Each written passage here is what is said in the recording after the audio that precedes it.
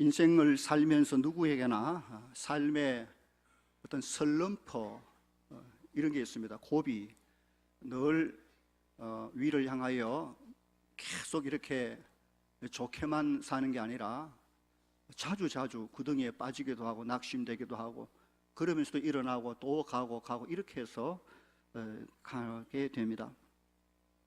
우리가 믿음 생활하면서도 이런저런 이유로 때로 시험에 빠지기도 하고 낙심되기도 하고 영적으로 침체, 연약해지는 것을 많이 경험합니다. 여러분들은 그런 경험이 없습니까? 혹 믿음의 위기 또는 침체, 연약함, 낙심, 이런 슬럼프에 빠졌을 때 여러분들은 어떻게 해결하십니까? 제일 안 좋은 방법이 교회를 끊는 겁니다. 시험 들면 막 교회 안 나가버리고 성경 덮어버리고 기도 안 해버리고, 그러면 답이 없습니다. 신앙에 문제가 생겼는데 신앙을 접어버리면 신앙을 해결할 수가 없습니다. 학교를 다니다 공부를 하는 학생이 열심히 공부가 잘 되지만은 않습니다. 하다 보면 성적이 곤두박질 치고 떨어질 때가 있습니다. 그러면 어떻게 해야 되겠습니까? 제일 안 좋은 방법이 학교를 땡 차버리는 겁니다. 퇴학을 해버리고 이놈 학교 말로 댕기노. 그러면 이제 방법이 없습니다. 우리가 어떻게 믿음의 슬럼프에 빠졌을 때 어떻게 그걸 극복하고 회복하느냐 하는 것은 우리의 삶에 있어서 늘 있어야 될 중요한 문제이기 때문에 우리가 이런 부분에 대해서 성경에서 보여준 예들을 붙잡고 믿음 생활을 잘 이어가야 될 것입니다. 예수님의 제자들이 우리 주님과 함께 공생의 3년 사역을 하면서 생활했던 그 생활은 정말 천국 같았습니다. 언제나 주님의 복음, 하늘 천국의 말씀을 늘 들을 수 있었고, 주께서 모든 것을 제공해 주셨고, 놀라운 기적과 이적들을 볼 수 있었고, 자기들도 참여를, 그러니까 3년 동안 제자들이 주님과 함께 사는 그 생활은 정말 천국 같은 그런 생활이었습니다. 그러나 우리 주께서 고난의 길을 걸으실 때, 결국 십자가의 길로 나아갈 때 제자들의 주를 바라보는 믿음에 있어서 영적 슬럼프에 빠집니다. 그걸 십자가에 달려 주님이 죽으시는 장면을 본 순간 그들의 믿음은 와르르 무너져 버린, 완전히 시궁창에 빠져 이제 다 끝났다라는 순간까지 떨어지게 됩니다. 그러나 그렇게 끝나지 않죠. 우리 주님이 다시 죄와 사망과 사단의 권세를 이기시고 부활하셔서 제자들을 만나 주십니다.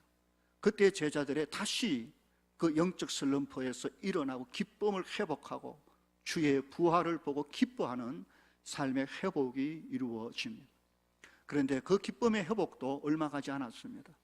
부활하신 주님이 제자들과 함께 이전처럼 계속 다니며 말씀을 나누시고 그렇게 하신 게 아니라 잠깐 보이시더니 그만 사라져 안 보이십니다. 또 일주일 만에 잠깐 나타나시더니 보이지 않는, 더 이상 주님이 이전과 같지 않다, 그들과 늘 같이 있는 주님이 아니구나, 부활은 하셨지만 그 부활이 나와 무슨 삶에 도움이 안 되겠구나 라고 판단하는 순간 제자들은 다시 영적 침체, 믿음의 연약함, 슬럼프로 빠져들게 되는 것입니다. 오늘 본문이 그런 과정을 보여줍니다. 오늘 말씀은 부활하신 예수님께서 세 번째로 그 제자들에게 나타나신, 찾아오신 장면, 지난주와 연결되어집니다.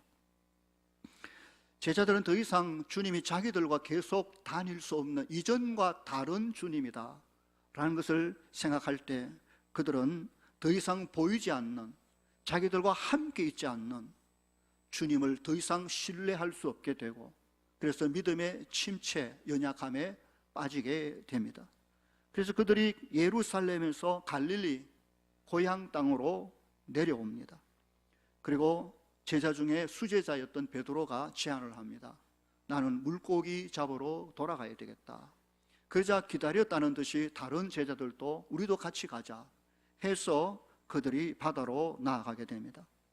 이제는 주님 없이 스스로 먹고 살아야 될 삶을 걱정해야 되기 때문에 그러는 것입니다. 그들은 그날 밤새도록 그 험한 바닷가에서 물고기 잡기 위하여 그 노력했지만 그 노련했던 어부들 출신들이 이상하게도, 정말 이상하게도 그날 밤 한 마리도 못 잡았다라고 성경이 말합니다. 뭘 말해줍니까? 정말 이제 그리스도인들이 주님 없이는 되는 일이 전혀 없다는 걸 기억해야 돼요. 하나님을 믿고 그 자녀된 사람이 하나님을 떠나서 뭘 하겠습니까? 예수님을 믿고 따라 지금까지 온 사람이 그 예수님을 떠나서 무슨 일을 하겠습니까? 주를 떠나서는 한 마리도 잡을 수 없다는 의미가 그 속에 들어있는 것입니다. 크게 낙심하고 무토로 돌아왔을 때, 제자들이 돌아왔을 때 거기에 주님이 기다리고 계셨습니다. 물론 제자들은 기다리고 계신 그 분이 예수님인 줄, 자신의 주님인 줄 전혀 알지를 못했습니다. 그때 주께서 제자들에게 말씀하십니다. 그물을 내려 배 오른편에 던져라. 그리하면 잡을 것이다 라고 하셨습니다.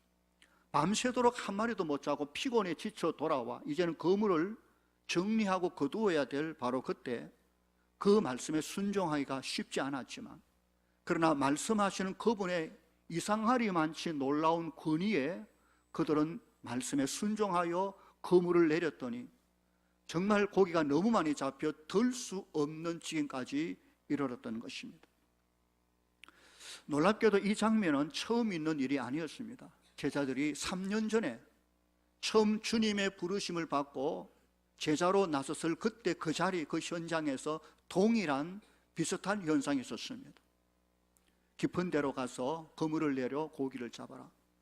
역시 밤새도록 한 마리도 못 잡았지만 주의 말씀에 의지하여 나갔더니 그들이 그물이 찢어지도록 고기를 많이 잡았던 3년 전의 일과 오늘 이 일이 너무나도 비슷한 것입니다. 그제야 제자들의 눈이 열립니다. 그래서 주님을 알아봅니다. 요한도 베드로도 주님을 알아보고 주님이시다 하고 주께로 달려갑니다. 참으로 주님은 변함없으시 전능하신 분이며 여전히 그들과 함께 계신 전능하신 하나님이심을 우리에게 보여주고 있는 것입니다. 제자들이 고기를 가득 채운 그물을 끌고 무토로 나왔을 때 우리 주께서 사랑하는 제자들을 위하여 숯불을 친히 피우고 그 위에 생선을 굽고 그리고 떡도 준비하여 아침 식사를 준비하고 계셨습니다. 제자들을 위하여. 얼마나 멋진 모습입니까? 저도 요즘 피곤해 지친 아내를 위하여 설거지를 하고 또 밥도 짓고 반찬도 만들어서 상을 준비해서 여보 밥 먹읍시다. 이게 주님의 마음으로 그렇게 해보는데 너무너무 좋습니다. 이 남자들이요 정말 그 힘 가지고 가정일을 그렇게 한번 해보면 밥하는 남자, 반찬하는 남자 얼마나 좋은 일이 일어날 것입니다. 얼마나 좋은지 해보니 좋습니다. 주께서 사랑하는 제자들에게 말씀하셨습니다. 와서 저반을 먹어라. 밥 먹자. 그 12절에 보면 제자들이 이제 주님이 주인 줄 알아봤지만 감히 누구냐라고 묻는 자가 없었다고 말했습니다. 아, 주님이시네. 어디 갔다 이제 오셨습니까? 아니, 주님 맞아요. 하고 가볍게 기쁘게 와락 이렇게 할 분위기가 아니었다는 것입니다. 정말 이제 그날 분위기는 그렇게 가볍게 주님께 이렇게 저렇게 함부로 말할 분위기가 아니었습니다. 왜냐하면 3년이나 따라다녔던 그 주님을 제자들이 버리고 그리고 스스로 살아보려고 주님으로부터 도망쳐 나온 자리이기 때문에 그렇습니다. 이제는 앞으로 주님 없이 살아야겠다는 생각조차 가지고 돌아섰던 제자들, 물론 주님을 부인하거나 배반한 것은 아니지만 그러나 더 이상 주님을 신뢰할 수는 없겠다는 생각으로 그들이 주를 떠나 지금 여기 고기잡이에까지 와 있는 자리인 것입니다. 정말 이제 그들은 주님에 대하여 다시 한번 배반의 마음을 또는 실패자로 서 있는 것입니다. 그런데 주께서 그들을 다시 찾아오신 것입니다. 성도 여러분, 오늘 우리는 실패한 제자들을 찾아오셔서 그들을 다시 세워주시는 우리 주님을 우리도 만나야 됩니다. 낙심과 침체에 간혹 자주 빠져 넘어질 때마다 여전히 우리에게 다가오셔서 우리를 세우시고 일으키시는 그 주님을 붙잡는 믿음을 가질 수 있기를 바랍니다. 우리도 얼마나 제자들처럼 자주 실패하길 잘하고 넘어지길 잘하고 얼마나 연약함에 빠져 구덩이 속에 헤맬 때가 많은지 그때마다 다시 일어설 수 있는 영적 비결을 가지는 것이 아주 중요하기 때문에 그런 것입니다. 보면 15절을 보십시오. 우리 주님께서 제자들과 함께 아침 식사를 마치신 후 특별히 제자 베드로에게 묻습니다. 요한의 아들 시몬아, 네가 이 사람들보다 나를 더 사랑하느냐? 주님은 이 질문을 베드로에게 한 번만 하지 않고 3번이나 하셨습니다. 베드로가 주님, 제가 주님을 사랑합니다 라고 대답을 했는데도 불구하고 주께서 대답을 못 드렸기 때문에 다시 질문하는 것이 아니라 그 대답을 분명히 들으시고 또 같은 말로 네가 나를 사랑하느냐 라고 3번 물으십니다. 왜 거듭 그렇게 질문하셨을까요? 그것은 오늘 주께서 베드로의 영적 침체, 영적 질병, 연약함, 그를 회복시켜 주시기 위한 치료를 하고 계신 것을 볼 수 있습니다. 정말 베드로는 엄청난 양심의 가책, 주님을 배반한 자의 양심적 가책, 죄로 인한 그런 것에 시달리는 중환자처럼 되어 있습니다. 불과 얼마 전에 예수님께서 십자가의 죽음을 앞두고 제자들과 유월절 만찬을 마치신 다음 제자들에게 3계명에 대해 가르쳐 주셨습니다. 너희가 서로 사랑해라. 내가 너희에게 3계명을 주노니 서로 사랑해라. 요한복음 13장에 보면 그때 베드로가 얼마나 우쭐대면서 어떻게 말했는지 찾아볼 수 있습니다. 그는 거기에는 자기는 자신이 있었습니다. 나는 형제도 사랑하고 이웃도 사랑하고 사랑에 자신이 있다. 그리고 다른 누구보다 내 주 예수님을 누구보다 사랑한다라고 생각하며 그가 한 말입니다. 주여, 내가 주를 위하여 내 목숨을 버리겠나이다. 다시 말해서 주님, 나는 내 목숨보다 주님을 더 사랑한 사람입니다 라고 말합니다. 그런데 그렇게 말했던 베드로가 우리 주님이 십자가의 길을 걸으시고 체포당하여 재판받으실 바로 그 현장에서 이제는 주님을 위하여 자신의 목숨을 던져야 할 위기가 닥치자 베드로는 그 모든 자신감은 모래성처럼 무너지고 말았습니다. 그리고 주를 부인하기를 1번, 2번, 3번까지 심지어 저주까지 하면서 주님 보는 앞에서 저 사람을 나는 알지 못한다 라고 말했습니다. 자기 혼자 살아나기 위해서 그렇게 했습니다. 그는 철저히 그렇게 주님 앞에 배신자였습니다. 실패자였습니다. 차마 얼굴을 들고 다시는 주님의 얼굴을 볼 수 없을 만큼 주님과의 관계에 있어서는 무너져 내리고 침체에 빠져 넘어져 버리고 말았던 것입니다. 그런데 그런 영적으로 육적으로 이제는 지칠 대로 지쳐 그래서 갈릴리 이 바닷가까지 떠밀려 온 그 베드로 앞에 부활하신 예수님이 찾아오신 것입니다. 자기가 부인했던 저주했던 그 예수님이 부활하셔서 지금 자기 앞에 와 계신 것입니다. 그리고 아직도 못자국이 선명한 그 손을 내밀며 음식을 준비하고 그리고 와서 저반 먹자, 밥 먹자라고 말씀하십니다. 고기를 친히 구워 자신과 다른 제자들을 위해 숨기고 계신 우리 주님이 베드로 눈앞에 서 계신 것입니다. 여러분, 그때 차라리 주님이 베드로를 향하여 이 못난 놈아, 어떻게 그때 네가 그럴 수 있었느냐, 어떻게 그런 말을 할 수 있느냐 라고 호통치며 망신을 주든지 호되게 차라리 책망을 했더랬으면 베드로의 속이라도 후련했을 텐데 주님은 자신의 과거에 대하여 이런 방구도 하지 않으시고 도리어 아무 말씀하십시오. 와서 밥 먹어라 라고 말씀하십니다. 추운데 와서 불을 쬐어라. 그리고 직접 차려주신 음식을 내놓으시고 그들에게 나눌 때 제자들의 마음이 얼마나 민망했겠고 먹먹했겠는지 생각해 보시기 바랍니다. 제대로 음식이나 먹었겠습니까? 아마도 베드로는 먹는 둥 마는 둥 한 채 고개를 떨구고 조금씩 꺼져가는 그 앞에 있는 숯불을 쳐다보고 있었을 것입니다. 어쩌면 그 숯불이 이전에 가야바 법정에서 핀 숯불 그 가까이서 불을 쬐며 자기가 주님을 3번이나 부인하고 저주했던 그 상황을 떠올리기에 충분한 장면이었습니다.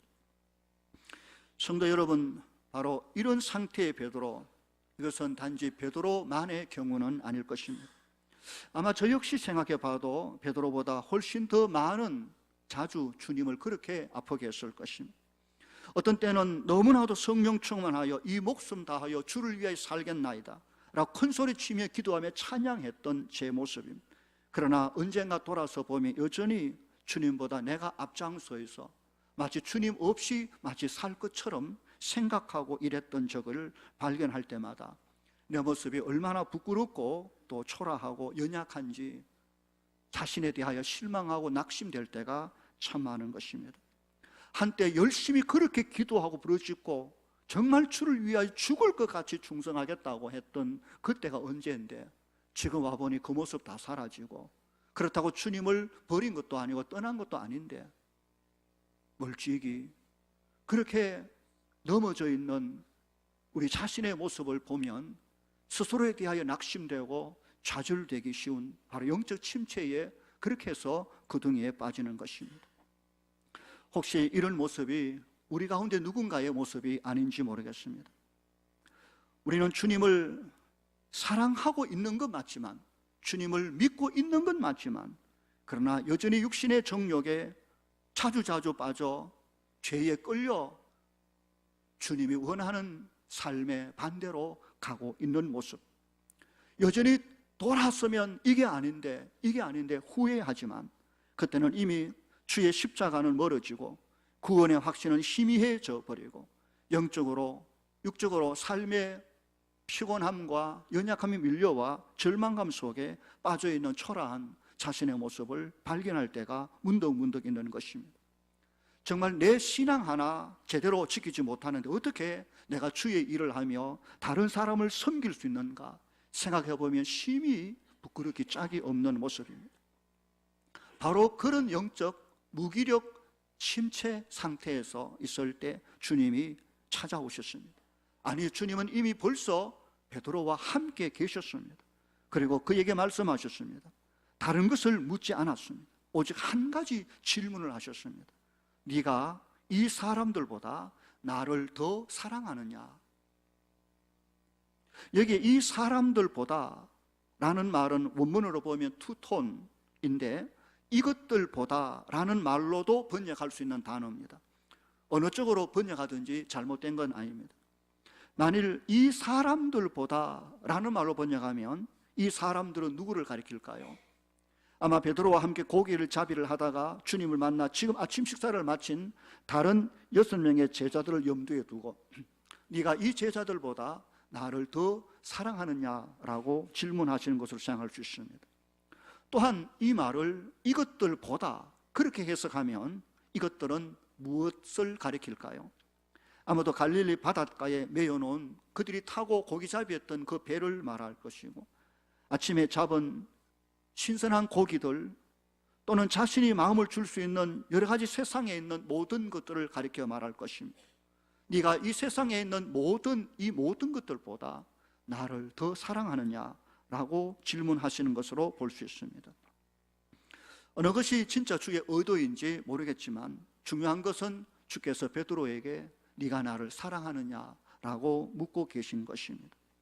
이 말을 다른 말로 표현해 보자면 네가 나를 사랑하느냐라는 이 말은 너는 내가 너를 위하여 십자가에 못 박아 죽은 것을 네가 믿느냐?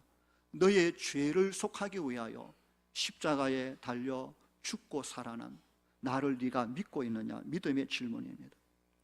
주님이 내 죄를 위하여 죽어주신 사실을 믿는다면 그는 주님을 사랑하기 때문에 그런 것입니다. 그때 대답하기를 예, 제가 주님을 사랑합니다. 예, 제가 주님을 그렇게 믿습니다 라고 말할 수 있다면 그는 행복한 사람입니다. 이것은 정말 중요한 말입니다. 어떠한 삶의 위기와 고난과 슬럼프에 빠져 있었어도 주께서 네가 날 사랑하느냐 라고 말씀하실 때 차마 입에 올리기 어려운 상황이라 할지라도 예, 제가 그래도 주님을 사랑합니다, 내가 주님을 믿습니다 라는 이 사랑의 고백이 그 모든 환경 침체에서 우리를 회복시켜 주실 것입니다. 바로 이 한 가지, 이 고백이 베드로를 살려냅니다. 이 고백만 있으면 그에게 다시 하나님의 은혜가 회복되어집니다. 오늘 저는 이 설교를 통하여 이 자리에도 지치고 상처 입고 침체에 빠져 있는 영적 무기력한 성도가 있다면 베드로처럼 다시 한번 하나님의 은혜로 회복, 치유될 수 있기를 주의 이름으로 축원합니다. 그럼 주님께서 어떻게 베드로를 그 침체에 빠진 영적 상태에서 회복시켜 주셨을까요? 그것은 우리 주님께서 베드로 그 깊은 마음 속에 숨겨져 있는 주님을 향한 사랑의 고백을 의도적으로 끄집어내셨습니다. 베드로가 주님을 사랑하긴 했지만 주를 사랑하는 그 사랑이 지금 지쳐있고 식어있고 상처입고 실망 좌절 속에 마치 주를 사랑하지 않는 것처럼 바뀌어서 저 가슴 깊은 곳에 처박혀 있는 주의 그 사랑을 다시 밖으로 끄집어내는 일을 하신 것입니다. 저는 이 사랑을 상처 입은 사랑, 절망된 사랑, 낙심한 사랑이라고 볼 수 있습니다. 비록 상처 입었지만 그래도 사랑이며, 비록 절망 가운데 있지만 그래도 여전히 주를 사랑하는, 바로 그 주를 향한 베드로의 사랑이 지금 저 내면 깊은 곳에 쓰레기통에 처박혀 있는 것처럼 박혀 있는 그 고백을 주께서 다시 밖으로 드러내신 것입니다. 보십시오. 주께서 그런 상태에 있는 베드로에게 내가 너를 사랑한다 그렇게 말하지 않으시고 네가 나를 사랑하느냐라고 질문하십니다. 바로 베드로 입에서 내가 주님을 사랑합니다, 그래도 내가 주님을 사랑합니다 라는 이 고백의 말을 듣기 위해서인 것입니다. 쉽지 않은 고백입니다. 차마 입에 이 모양, 이 상태에서 내가 주님을 믿는다고, 주님을 사랑한다라고 쉽게 말할 수 없는, 용기 낼 수 없는, 이미 그 사랑이 마음 깊은 곳에 처박혀 있는 그 고백을 다시 하는 것은 정말 중요한 문제입니다. 지금 베드로는 영적으로 심각한 환자, 중병자처럼 되었습니다. 비록 그는 불신자는 아니지만 영적 침체, 침륜에 빠져 있습니다. 그의 자랑하던 그 믿음도 자신감도 긍지도 용기도 다 어디론가 이 모양 저 모양 사라졌습니다. 남아있는 것이 하나도 없는 파선한 사람처럼 됐습니다. 그런데 주께서 이와 같이 철저히 병들고 지쳐있는 베드로를 향하여 요한의 아들 시몬아, 네가 이 사람들보다, 이 모든 것들보다 나를 더 사랑하느냐, 베드로의 내면 깊은 곳에 주를 향한 사랑의 고백을 듣고 싶어인 것입니다. 베드로가 어떻게 대답합니까? 차마 내가 주님을 사랑합니다 라고 할 수 없는 자신의 비참함과 처지 속에도 그는 용기를 내어 그럼에도 불구하고 예, 내가 주님을 사랑합니다 라고 말합니다. 그럼에도 불구하고 베드로가 다른 어떤 사람들보다 주님을 사랑하고 있었던 내면의 그 사랑을 표현합니다. 여러분, 이것이 중요합니다. 그럼에도 불구하고 이러한 일들 때문에 내가 만신창이 됐지만 그럼에도 불구하고 내 속 깊은 곳에 나는 주님을 믿는 것이 사실입니다. 나는 주님을 여전히 사랑합니다. 내가 지금 말할 수 없지만 그러나 사랑합니다. 주님은 말할 수 없는 그 사랑을 말하라고 말씀하십니다. 입을 열어 주를 향하여 내가 주님을 내 이 꼴, 이 모양이라 할지라도 여전히 사랑합니다. 사단이 우리를 공격하는 게 뭔지 아십니까? 우리의 이 모양 저 모양 형편없는 현실의 모습을 가지고 넌 주님의 사랑에서 끊어져서 넌 주님을 사랑할 자격이 없어, 주님은 너가 상관없어, 끝이야. 그래서 사단이 원하는 것은 베드로에게 이제 나는 주님을 사랑하지 않습니다, 나는 주님을 믿지 않습니다 라는 말을 할 수 있도록 하도록 사단이 그렇게 공격을 합니다. 그러나 그때에 우리 주의 질문이 떨어지며 베드로야, 네가 정말 나를 사랑하지 않느냐? 나를 사랑하는 게 맞냐? 베드로가 용기를 냅니다. 그래, 사단이 말하는 모든 것이 다 사실이라 할지라도 그럼에도 불구하고 나는 주님을 믿습니다. 나는 주님을 여전히 사랑합니다. 바로 그 말이 떨어지는 순간 사단의 공격은 물러갑니다. 사단이 공격할 이유가 없어집니다. 마귀는 베드로의 입에서 나는 주님을 사랑하지 않습니다, 나는 주님을 믿지 않습니다, 주님과 나의 관계는 끝났습니다 라고 고백하기를 원했지만, 그럼에도 불구하고 베드로는 여전히 내가 주님을 사랑합니다, 주께서 아시지 않습니까? 라고 말합니다. 여러분, 이것이 엄청난 축복이며 은혜입니다. 그래서 주님은 베드로에게 다른 것을 질문하지 않았습니다. 너 앞으로 어떻게 할래? 또 그렇게 할 거야? 그렇게 하지 않았습니다. 주님은 베드로의 마음속 이미 깊은 곳에 마치 쓰레기통 속에 버려져 있는 것 같은 주를 향한 그 믿음, 그 사랑을 다시 끄집어내도록 하신 것입니다. 사실인즉 베드로는 다른 누구보다 주님을 사랑했던 사람입니다. 지금도 사랑하는 사람입니다. 지금은 병들어 영적으로 처참히 비참하게 무너져 있는 초라한 모습이지만 원래는 그렇지 않았습니다. 주님은 그의 삶의 모든 것이었습니다. 그는 자신의 모든 걸 버리고 주님을 따랐습니다. 주의 놀라운 천국의 말씀을 마음껏 들었습니다. 주의 능력에 동참했습니다. 하늘 기쁨을 맛본 경험한 사람입니다.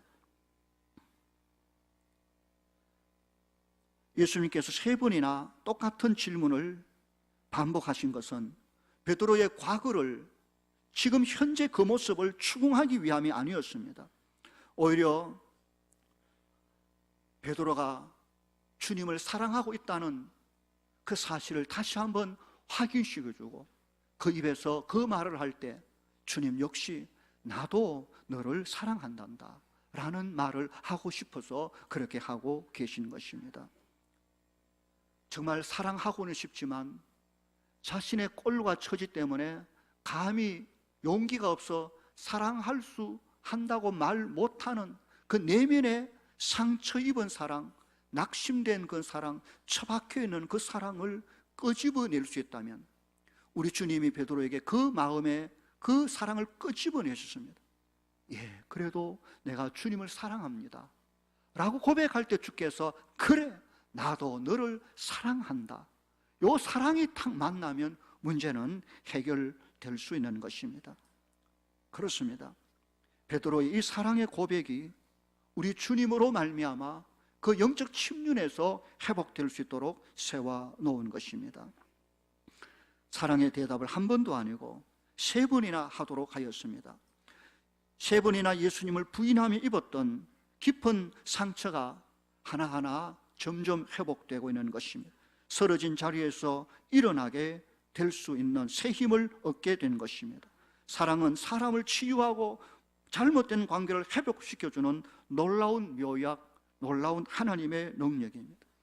비록 힘든 관계가 형성되어 있지만, 힘들지만 주께서 우리 내면에 그래도 사랑하느냐라고 물으실 때 대답할 자격도 용기도 없지만 그래도 그 주님 앞에 예, 주님, 제가 주님 사랑하는 줄 주님이 아십니다, 내가 주님을 여전히 이래도 사랑합니다 라는 그 말 한마디가 그의 심령에 십자가의 은혜를 쏟아붓는 그런 변화와 은혜가 있게 되어집니다. 나중에 베드로는 자신의 남은 인생을 통해서 자신이 얼마나 완전하게 치유되었는지 증명해 보입니다. 베드로 전후서를 읽어보십시오. 사도행전을 읽어보십시오. 그게 베드로가 다시 자기의 그 죄악된 과거로 때문에 씨름하거나 부끄러워하거나 괴로워한 적이 거의 없습니다. 그의 과거의 모든 실패와 상처들을 완전히 씻김받고 치유받고 복음 안에 자유함을 얻어 남은 여생 주의 종으로 살았던 것입니다. 주님의 사랑을 만난 베드로의 그 사랑의 믿음이 회복되어 치유된 것입니다. 예수님을 향한 그 사랑의 마음이 그를 넘어진 자리에서 다시 세운 것입니다. 이것이 얼마나 귀한 일인지 모릅니다.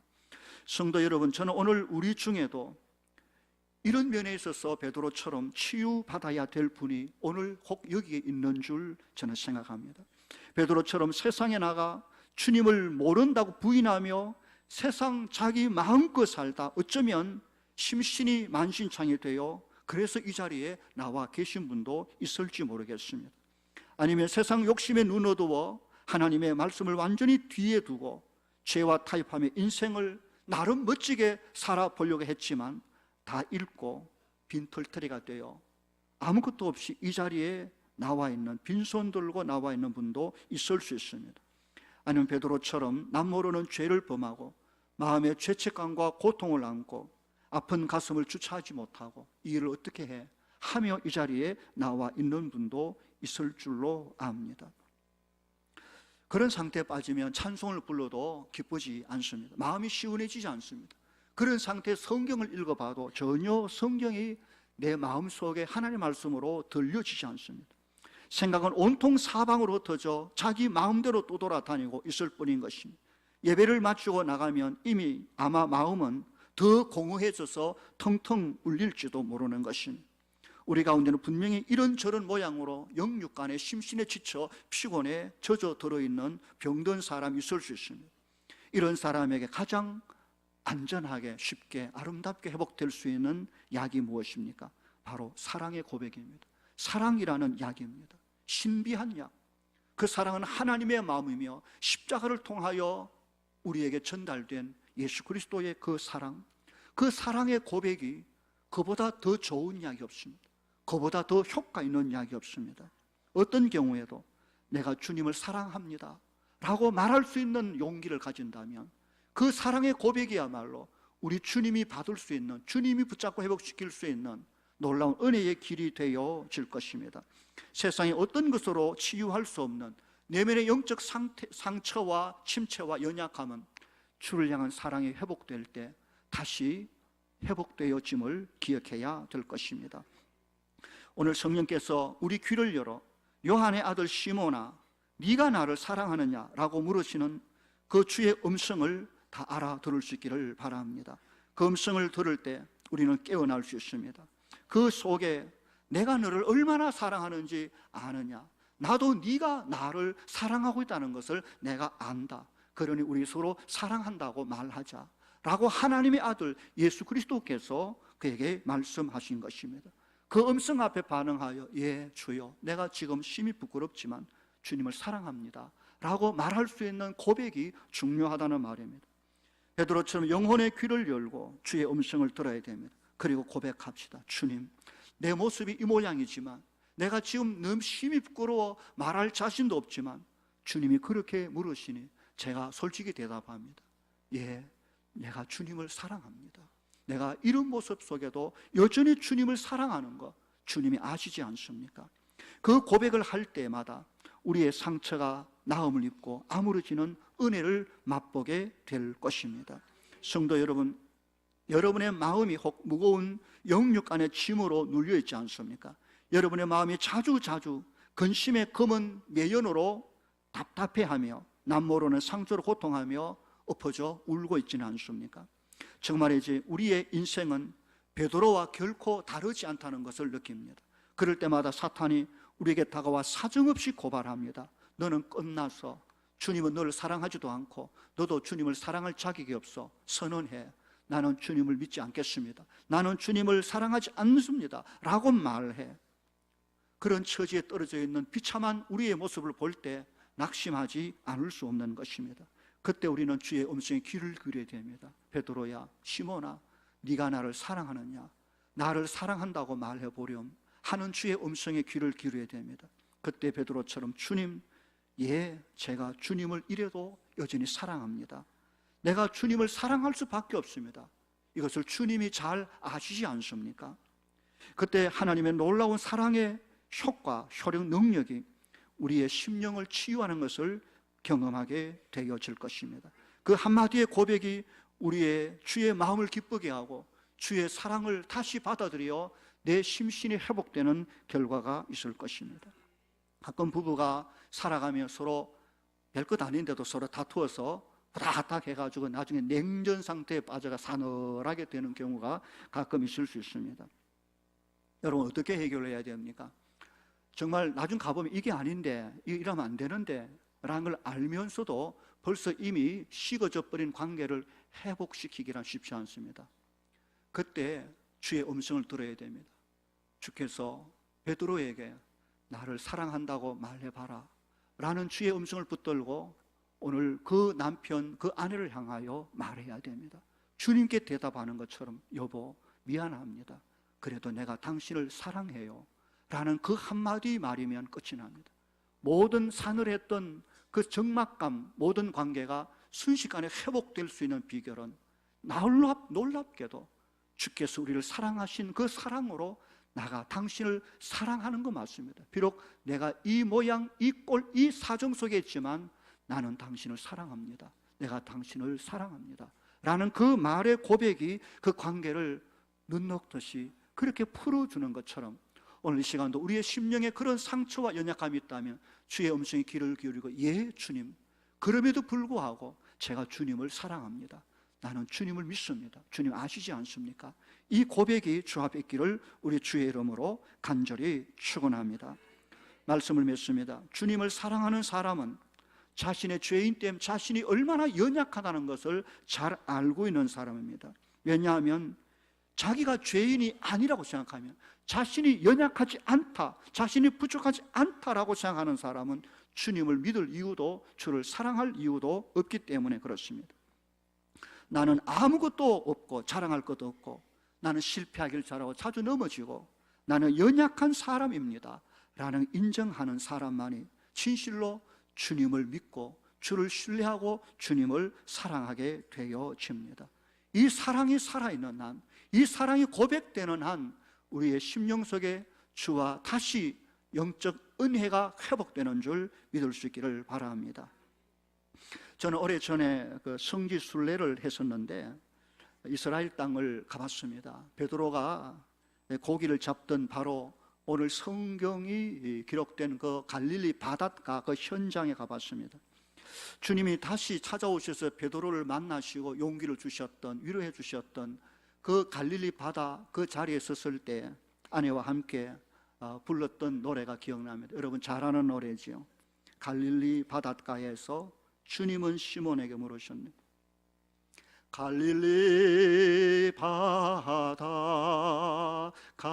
바닷가에서 주님은 시몬에게 물으셨네.